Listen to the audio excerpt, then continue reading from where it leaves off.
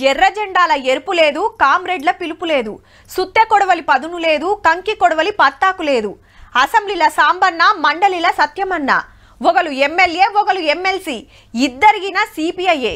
CPM నుంచి ఒక్కలిగిన లేరు.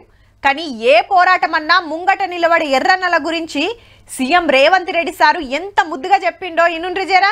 కమ్యూనిస్టులు లేని రాజకీయం ఎట్లుంటదో ఎరికేనా? కమ్యూనిస్టు సోదరులను ఉప్పుతో పోలుస్తా.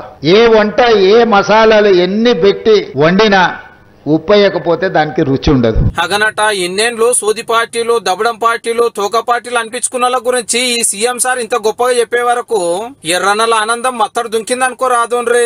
అదేందో గాని ఎర్ర జెండా పార్టీలు చేయని పోరాటాలు లేవు, కొట్లాడని తిప్పలు లేవు.